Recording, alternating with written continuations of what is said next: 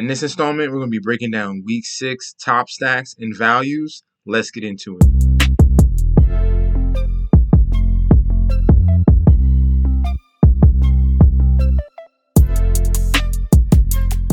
Hey, yo! Welcome back to the channel. It's your boy, Chef D, and I'm here to give you the winning ingredients for your Week 6 breakdown for Draftkings. But before I deep dive into this great slate we got going on with a ton of injuries, don't forget to like, comment, and subscribe to the channel. Make sure you follow me on Instagram and Twitter at MessageJustD. Don't forget about the TikTok at Chef_D91. And don't forget about the Patreon. All of those links will be provided down below. And if you want more DFS, betting, and fantasy football advice, you click that Patreon button down below right now. Welcome back to the channel. Now, before I get into the individual plays, we're going to get into the stacks first. Stats are first, then we'll get into the value at quarterback, running back, wide receiver, and tight end. So, I know you guys want me to get to Buffalo and KC and all those other stacks. First, we got to find some under-radar stuff, something that's going to pop off with low ownership. And I think this Cincinnati Bengals game going up against the New Orleans Saints is very, very juicy. And the side I'm going to lean towards in this game will be that Cincinnati side. Joe Burrow already had a very up and down season, but he's had 3 games over 20 fantasy points. That's what we want to see from him. I think he was getting things turned on a little bit in Week 5 in that in-division matchup against the Baltimore Ravens. Had a passing TD and a rushing TD, which was much of a surprise. I think things get even better in this game. We get a big pop-off between Joe Burrow and Jamar Chase. Right now, if you're looking at New Orleans Saints defense, it is ranked 14th. It is ranked 14th. But if we're looking at all the points they've allowed in each and every game, they've allowed over 20 real points in each and every single game. All right, 26 in Week 1, 20 in Week 2, 22 in Week 3, 28 in Week 4, and 32 in Week 5. Okay, and that was against Geno Smith.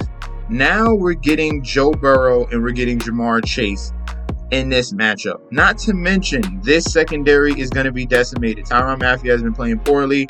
No Marcus May, so no free safety, and no Marshon Lattimore. All right, that is a huge hit. So we're looking at Jamar Chase definitely at 7,700. This should be the game that Jamar Chase owners in fantasy football and now in DFS are going to pay up for. 7,700. Jamar Chase is a absolute love for this game. He hasn't gone off since Week 1 where he had 31 fantasy points. This is a game he should pop off at with no Marshon Lattimore. This man should eat for multiple touchdowns. All right, so I love Jamar Chase. I love the Burrow to Chase stack right there. If we're looking at running back play, they play pretty solid, both teams. But technically, if we go, let's double check. Fantasy points allowed to running backs for the New Orleans Saints. They're pretty decent. They're top 10 in the league. If we go to the other metrics, but it's false. All right. If we got to look at rushing stats allowed. It's very important. It's very skewed. They're allowing 110 rushing yards a game to opposing opponents and 4.6 yards a carry. So we can go to Joe Mixon here in this matchup. I'm loving a complete stack here. Burrow, Mixon, Chase. I don't really want the other side here when Alvin Kamara. If we're looking at the other side, I want to bring it back with a wide receiver. With no Michael Thomas, with no Jarvis Landry, we're going to be looking at Chris Olave, and he is currently questionable. Please watch out for news for him. He was a full participant Friday, so that is great news. He should be fine. We can go towards him. And if you really want to get creative in this stack, all right, if you really want to get creative in the stack, you can go with Taysom Hill. All right, I wish we can play him at tight end. FanDuel, you can probably play him at tight end. But in Draftkings, if you want to get crazy, you can do a Taysom Hill, Jamar Chase, Joe Mixon, kind of get both sides here, and also bring in Chris Olave as well. So Taysom Hill is going to he's going to get touches, okay? He's going to get rushing attempts. He's going to maybe even have a pass or two, but he's also going to get receptions as well. So Taysom Hill is a wild card. Definitely something that is going to be different in your stack. No one's going to own him at that QB position. But it's going to be super creative if you attack it that way. Taysom Hill, Chris Olave, bring it back with Joe Mixon, Jamar Chase, all right? The other wide receivers on the Bengals side, we're waiting on news about T. Higgins. He's questionable. We're not sure if he's going to be 100% for this in particular game. He was practicing at a limited basis. So if he plays, he should be fine. Hopefully they don't pull him like they did in that Baltimore game. That's going to be rolling the dice there with T. Higgins. I think this game is mainly a Jamar Chase game, and then we do feel confident with Tyler Boyd as the number 2 or number 3 wide receiver in this matchup because they are going to be without Marshawn Lattimore and without their safety, all right? We're looking at the tight ends. Hayden Hurst would be the one I would go with. He's questionable right now, but he has been in limited practices the last couple days. He had a big breakout game against his former team in the Baltimore Ravens.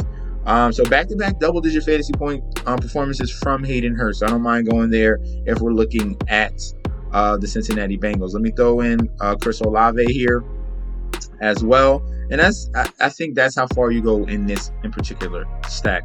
All right, let's clear this out and let's move on to our next stack. We're going to get in our next stack. This one's a little bit more juicier here. We're looking at the Arizona Cardinals going up against the Seattle Seahawks. Seattle Seahawks were in a barn burner against New Orleans. And like I said, that's why we're going to attack New Orleans this week.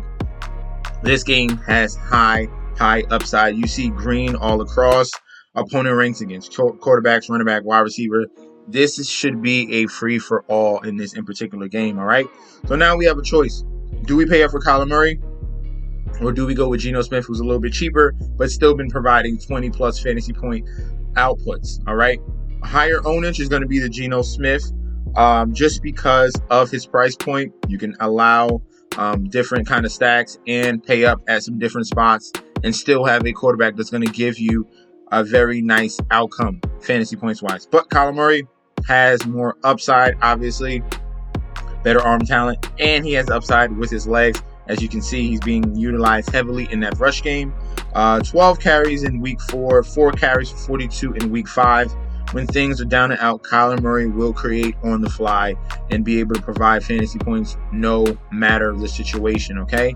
And at the running position, matter of fact, Geno Smith, we do have to mention him.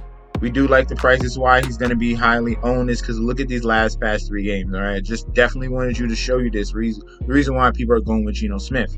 24, 34, and 22 the last 3 games. And in this matchup against Arizona, great matchup against opposing quarterbacks here. Geno Smith should be a stud, all right? So you can go both ways in this one. If you want to save salary, go to Geno. If you trust Kyler Murray, go with Kyler Murray, all right? But for this particular, I only can fit one QB in here. So we're going to go Kyler Murray here at the running back position. No James Conner. No Darrell Williams. This is the Eno Benjamin show. All right, Eno Benjamin, super explosive 7th round pick from Arizona State here. This man is finally getting the opportunity. We saw the upside last year, and now he's been creeping up. This man, we're talking about a 7th round pick. All right, a lot of these guys in 7th round don't even make teams. They get cut. Benjamin has consistently shown up and shown that he understands the offense and he looks like he's better and more explosive than James Conner. It's clear on the tape. And we saw it in this game against Philly.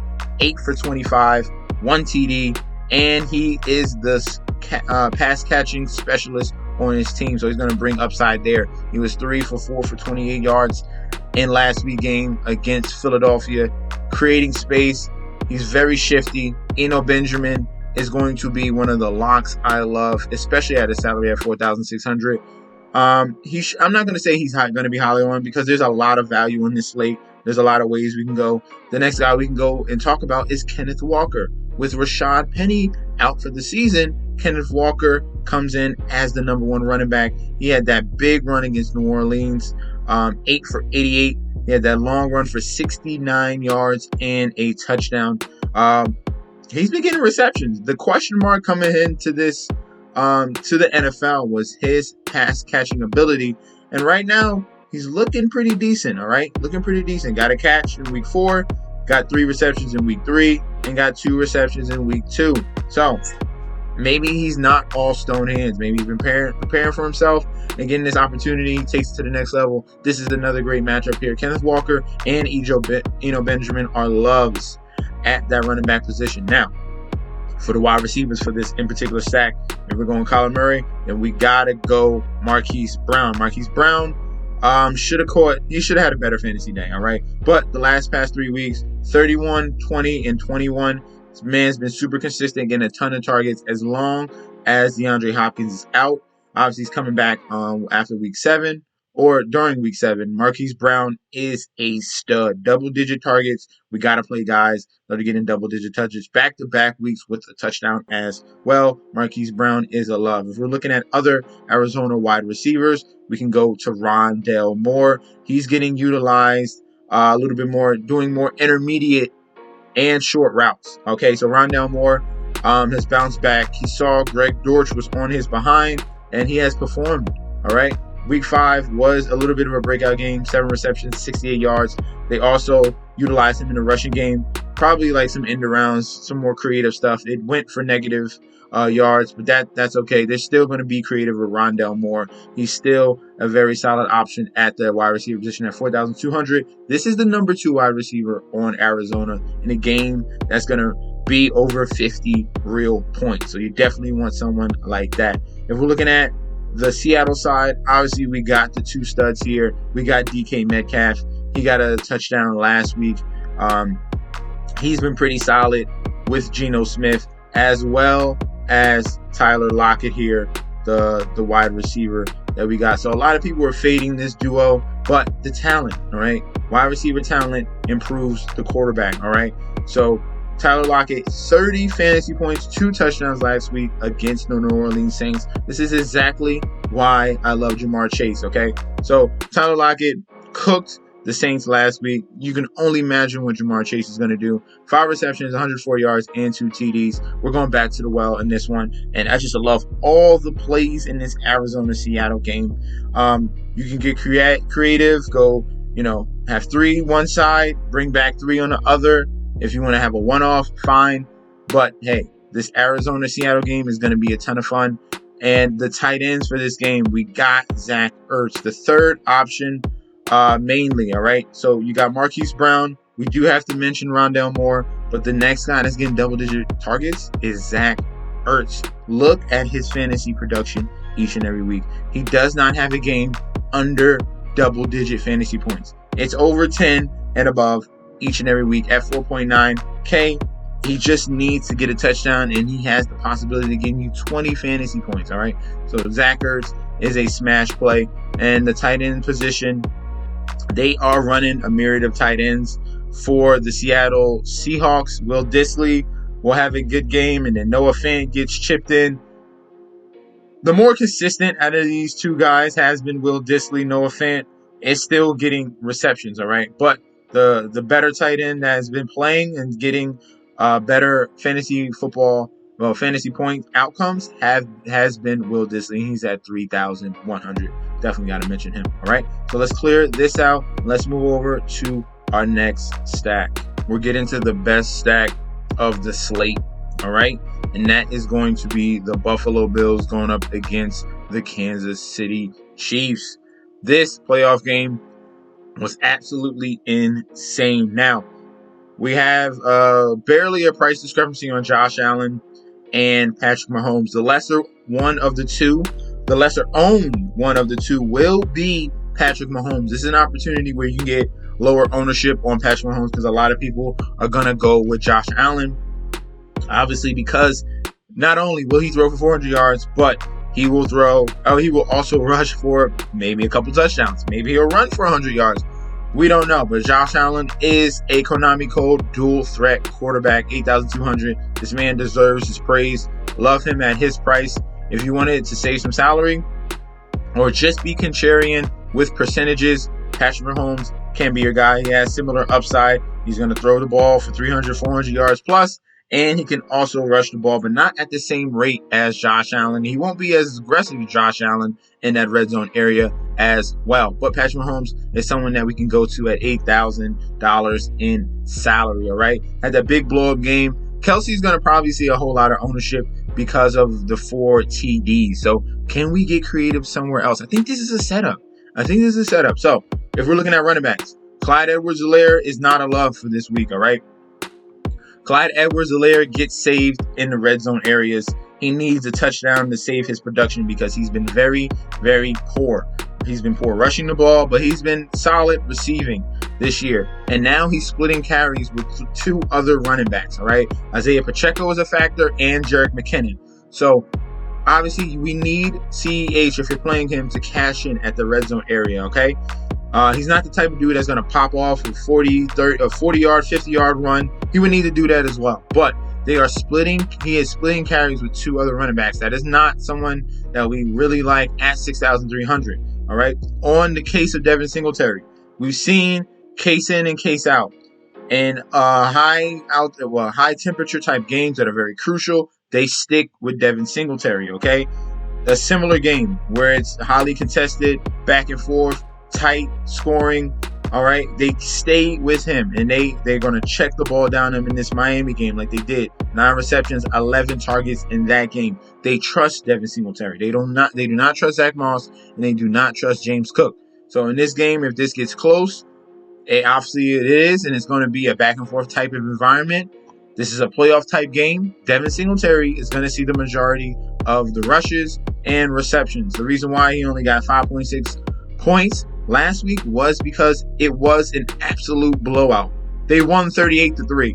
So they sat him down. But this is a game we can go back to. Well, I love Devin Singletary at 5,900. A perfect game environment for him because he is the number 1 back on the number 1 offense. Now, for wide receivers, we can go a myriad of ways here.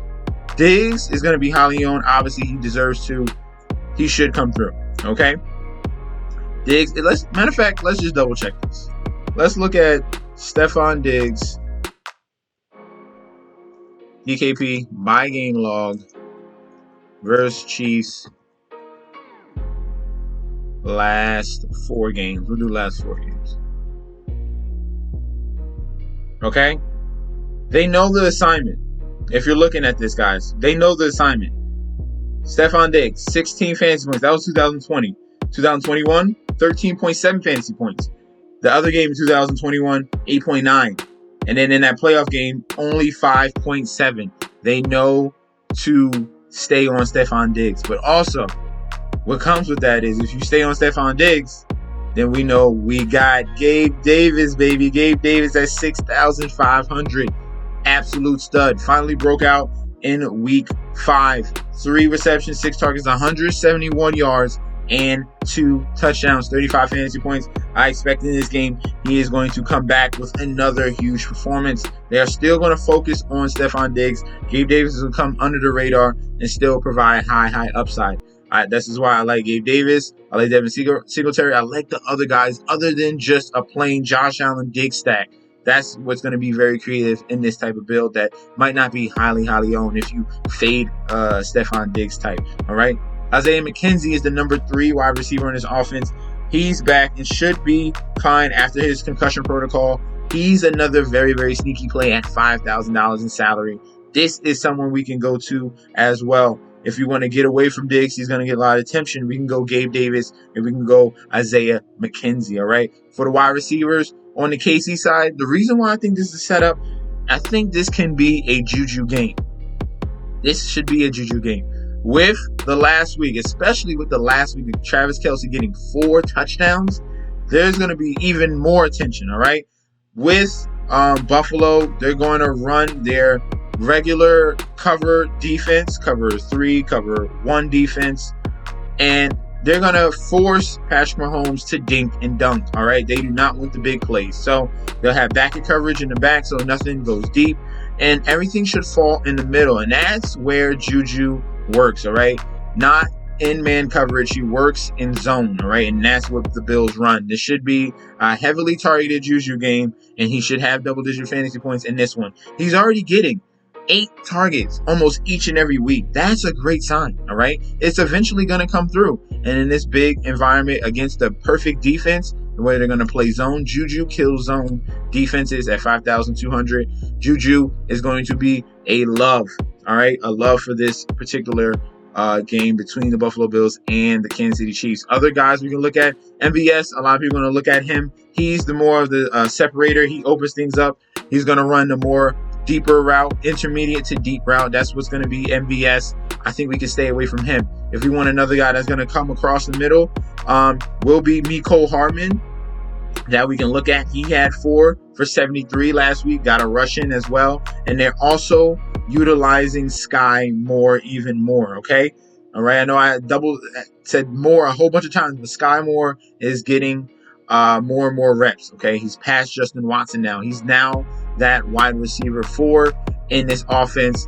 I wouldn't be surprised if I see him get more targets and maybe even a touchdown in this game. So definitely watch out for Sky Moore as well. So for the tight ends, we're going to move on here. Obviously, we love Travis Kelce. All right, huge game last week against the Las Vegas Raiders. 7 for 25, 4 TDs. All right, maybe he just goes off in yards and maybe doesn't get a TD in this particular game. That's what could happen in this one. All right, they're going to force Patrick Mahomes to dink and dunk and create effort. They don't want easy plays for the KC, okay? Especially when KC is at home. So Travis Kelce is something we can go back to. And finally, Dawson Knox should be healthy for this game. He has no injury designation. They're going to need him. He's someone that can be someone that's going to be slept on at 3,400. He has a lot of touchdown upside as well. I like him at 3,400. All right. So that's going to be the stack for Buffalo and KC. Super, super juicy matchup. Let's move over to our next one. Next stack we're going to look into will be this Tampa Bay Buccaneers and Pittsburgh game. 46.5 point total in this environment. And the reason why I like this one, yes, Tampa Bay should absolutely destroy Pittsburgh. All right. Especially what I'm about to show you is Pittsburgh's secondary. But I don't think Pittsburgh falls down like they did against Buffalo. I don't think it's an absolute obliteration. I do believe that the Steelers can put up more than 3 points against this defense, okay? So if we're looking at, guys, you need to see this. You need to see this. We're going to go to the Steelers depth chart right now. And you're going to see how badly, severely injured this team is. We're going to scroll down to the secondary, and absolutely everyone in their secondary is going to be out. No Othello Witherspoon. Terrell Edmonds might play. Minka Fitzpatrick is out. Cameron Sutton is out. So they're going to be down to some ugly, ugly backups, okay, on this team. This is going to be a very ugly, ugly situation. Tom Brady should pick this team apart. He should be someone that's going to be sneakily owned and has huge upside. All right. He's not going to do it with his legs. We know that already. He's going to do it with his arm. 52 pass attempts the last 2 weeks in a row. All right. This team should easily put up 30 real points. Tom Brady is in a prime position to attack this secondary. If we're going to go with some running backs, we can look at Leonard Fournette. He's getting a high usage, right? As long as he's healthy, he's going to get majority touches. They have been working in Rachaad White more and more. Obviously, they need to save Leonard Fournette for that run in the playoffs. But as long as he is healthy, he's going to get the majority work. We've seen nothing but double-digit fantasy points from him other than week 2 where he struggled. But he had 11 targets, 10 receptions against Atlanta, 7 for 7 against KC, 5 for 6 against Green Bay. We're seeing huge numbers in the receiving game. He's getting almost near double-digit rushing attempts as well. He's getting the majority of the carries in the red zone as well. Leonard Fournette is an absolute stud as long as he is healthy, so I have no problem going him in that route. We're going to fade Najee Harris. I do not like him in this matchup. Jaylen Warren has been the more explosive back every time he gets touches, but when Najee Harris gets touches, he can only run 2 or 3 yards. So we're going to stay away from him in that aspect. We're going to go to wide receivers. The wide receivers here are going to be a love. Mike Evans is in a smash spot. Chris Godwin is in a smash spot, and that's all you really need on this Tampa Bay Buccaneers side. These are the guys that are going to get majority of the targets. We saw 6 for 61 against Atlanta. He's going to get ramped up more and more each and every week as he has come back from his injury and looked like his old self. Mike Evans is going to be the main target in the red zone. Easy plays, fade patterns to Mike Evans. He did not get a touchdown last week. He might be in store for a touchdown this week. As you can see, as a little trend here. Touchdown in week 1, no touchdown in week 2, 2 touchdowns in week 4, no touchdown in week 5. We should see a touchdown in this particular game, especially how injured Pittsburgh is. If we want to go with a third wide receiver, maybe you can go Russell Gage or Scotty Miller. They're being more they're more healthy now. No Julio Jones, but they still have their slot wide receivers and Russell Gage and Scotty Miller. We're going to bring it back on the other side with George Pickens. All right, George Pickens has been the top tier target getter when Kenny Pickett is at quarterback at 4,600, and a perfect spot for him to bring back in. They're going to be in a situation where they're going to need to throw the football because Tampa Bay is such a great run defense. There's going to be openings for George Pickens because he is super talented. Kenny Pickett is not scared to throw this football, so I like him at 4,600 to have some upside. If we're looking at another wide receiver, obviously we got Deontay Johnson. If you want to pay up, he's been more consistent targets. It doesn't matter which quarterback, he's been getting double-digit targets. Other than that, week 4 game where they switched quarterbacks. Week 5, he came back with 13 targets, 5 for 60. Deontay Johnson should get another high volume of targets in this game. The question is, will he get in the end zone? This team's going to be down. They're going to need to put up points. They're not going to give up like they did last week. That was absolutely embarrassing. And the Pittsburgh Steelers, especially at home, are going to fight a little bit harder. All right. Now, if we're looking at tight ends, on this side, Cade Otton is stepping up. The rookie tight end here has been getting more and more usage. He's getting more comfortable with Tom Brady. And last week, 6 for 7 for 43. All right. Definitely someone to watch. If you want to use him as a punt play, fine by me. And on the other side, if we're looking at the tight end with Pat Freiermuth out, Zach Gentry stepped up as the number 1 tight end. This is another punt play option at the tight end. We saw 5 for 6 for 43. Kenny Pickett is not scared to throw the ball in the middle of the field, and he looks for his tight ends. All right. Pat Freiermuth was in a good situation before he got injured, but now since he is out, Zach Gentry is going to be running those same routes. So we can go with Zach Gentry at 2,600 in this stack. That is going to be very under-owned. All right. Let's move on to the next one. Last but not least, we have an ugly stack here. I usually throw in these ugly stacks, and they kind of tend to pop off. Similar to that Seattle stack that we had 2 weeks ago. I had one last week as well. And in this one, we have Minnesota against the Miami Dolphins. You might say, Minnesota against Miami Dolphins? Yeah, Minnesota against the Miami Dolphins. Now look at this. We're going to look at Kirk Cousins on the first side. Kirk Cousins is going up against the 30th ranked defense against opposing quarterbacks. All right, we could definitely go to this side. Obviously, Kirk Cousins has the weapons, and he has yet to really have a breakout game. We're waiting for a 300-yard, 2, 3, 4 TD type of game from Kirk Cousins because of all the weapons he has. All right, Dalvin Cook is in a great spot. Justin Jefferson is in a great spot. Adam Thielen is in a great spot. KJ Osborne is in a great spot. So across the board, Kirk Cousins at 6,000 is someone we can look towards too that has upside to get you 30 real fantasy points. All right, if you want to get super creative, you don't really have to, but Skylar Thompson is in a situation where he has the weapon. All right, he just has to get the ball to them. Obviously, this is a rookie quarterback coming in, not a lot of experience, but Minnesota has a poor defense. All right, the stats might not tell you, but if we're looking at what they allow each and every week, let's go to the Vikings right over here. I'm going to show you how many points they give up each and every game. All right, this is a team that has given up over 20 real points in each and every game. Okay, not only don't they give 20 points in each and every game, they gave up almost 200 yards passing to Justin Fields. We know how bad Justin Fields has looked at the beginning of the season. They gave up 200 yards and 22 points to the Chicago Bears, who we just watched on Thursday. Absolutely embarrassing. So we are going to go and look at this side here for the Miami Dolphins, okay? You might not have to go with Skylar Murray. You can easily Skylar Murray. You not have to go with Skylar Thompson, but you do have to look at these weapons, all right? At the running back position, Dalvin Cook is in a prime spot. Madison is questionable, highly questionable. He might not play in this particular game.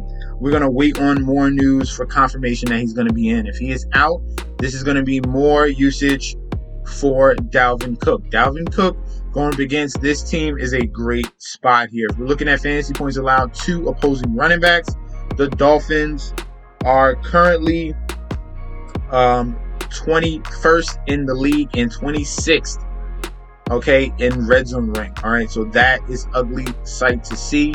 I have no problem going with Dalvin Cook in this matchup. He should eat up this particular defense. Now, we're going to wait on news about the Miami running back situation. Raheem Mostert did get a limited practice in on Friday, so they can go back to the well with him after his high usage against the Jets. 18 for 113, 1 TD with 22 fantasy points. So Raheem Mostert is in a good spot if he plays. If he doesn't play, then we can go to Chase Edmonds. They spoke about trying to utilize Chase Edmonds a little bit more after seeing a season low last week and probably a career low. Only 1 rushing attack, only 2 targets in the passing game, 0.1 fantasy points. All right, I expect him to be more utilized in this game as well. All right, let's move over to the wide receivers, and there's a ton of ways we can go in this one. We got Justin Jefferson here. He's going to see Xavier Howard coverage, but Xavier Howard is seeing 2 groin injuries. All right, he has a double groin injury.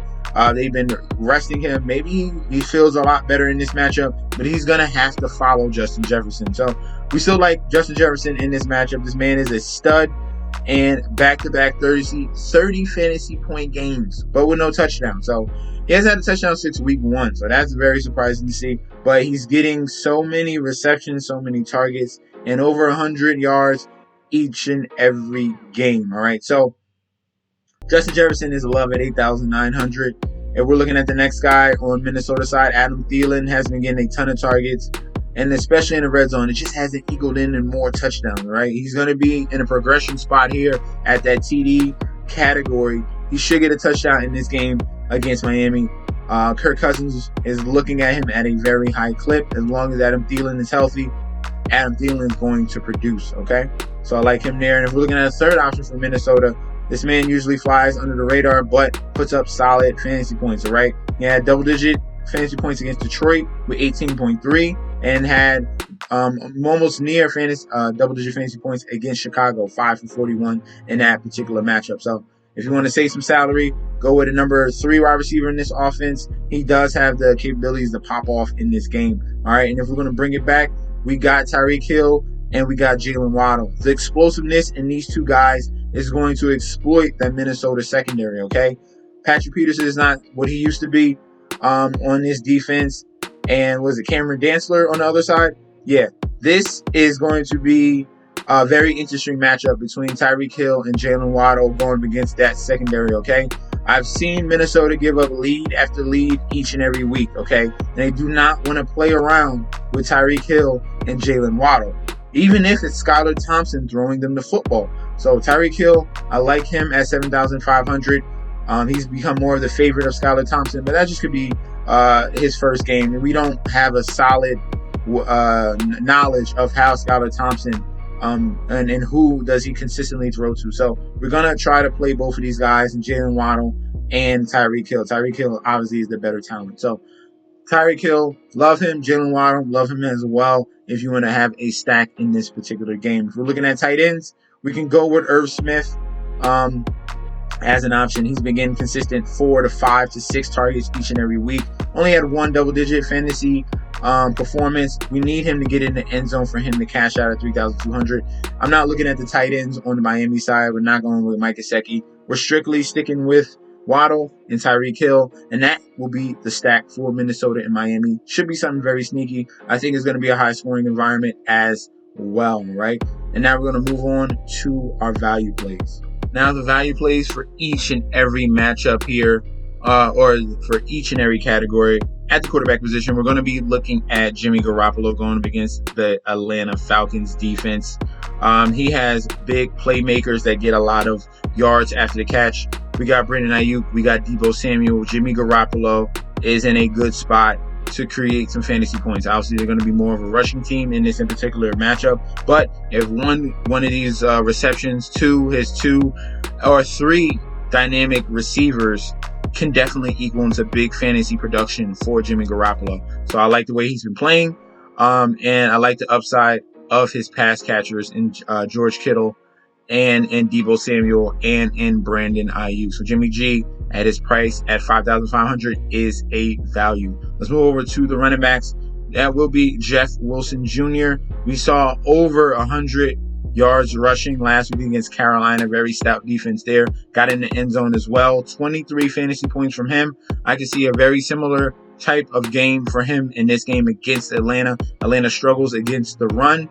And Jeff Wilson, before Elijah Mitchell comes back, he's going to continue to be aggressive and pop off big runs. As you can see, 3 weeks in a row, he has over 30-yard rushing longs. 37 against Denver, 32 against the Rams, 41. It doesn't matter what defense it is. Jeff Wilson is finding big gaps in defenses and creating high upside and getting touches in the red zone as well. So Jeff Wilson is a love at $6,200. The next guy we're going to look at for the running back position will be Ramondre Stevenson. All right, Damian Harris was injured in the last week's game. He's currently questionable in this one, and if he does play, it might be at a limited capacity. So Ramondre Stevenson comes in at 25 carries against Detroit, 161 yards, 2 receptions on 2 targets.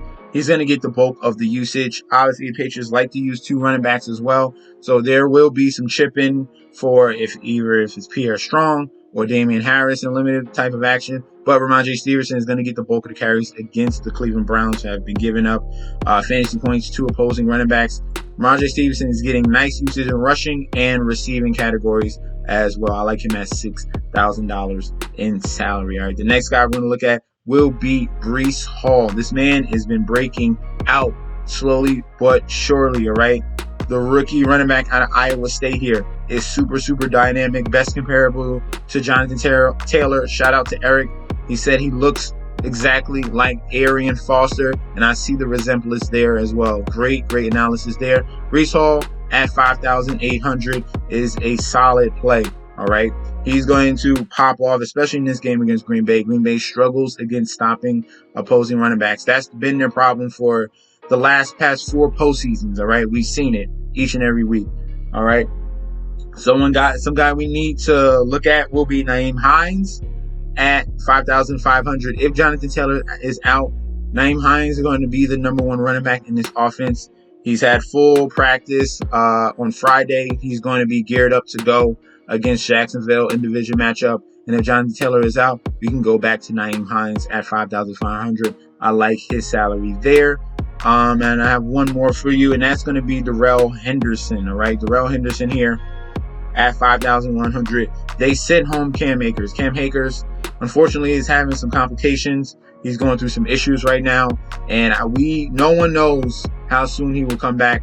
I already didn't like him as well, and I did previous videos on why you should not draft Cam Akers, and I warned you, all right? I told you Darrell Henderson was the better running back, and we've seen it in each and every game, and now he's going to get usage in rushing and receiving. He was already a pass-catching running back in his offense because he's more trustworthy in pass-blocking situations, and now he's going to get the bulk and majority of the carries as well. So Darrell Henderson is an absolute love at $5,100. All right, let's move over to the wide receivers. The first one we're going to look at, I pretty much talked about them earlier in QB and running back.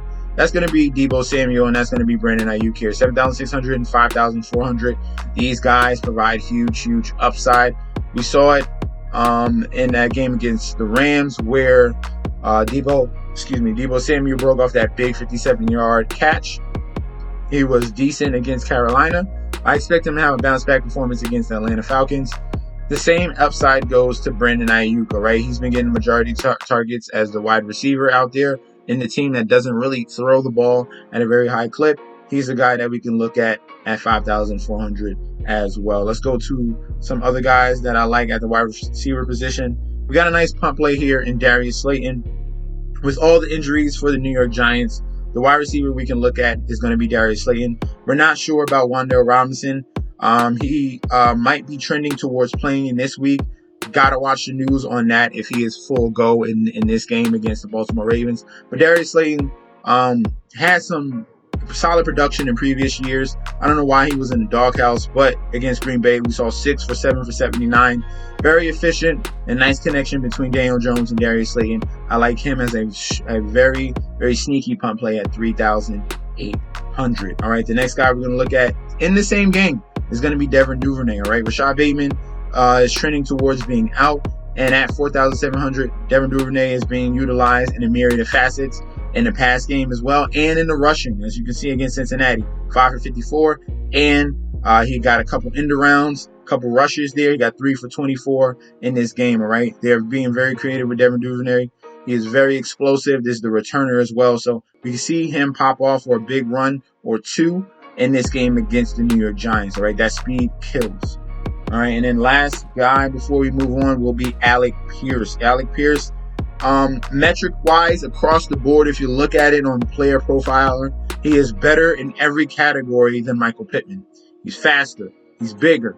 He has more speed. He has more burst than Michael Pittman.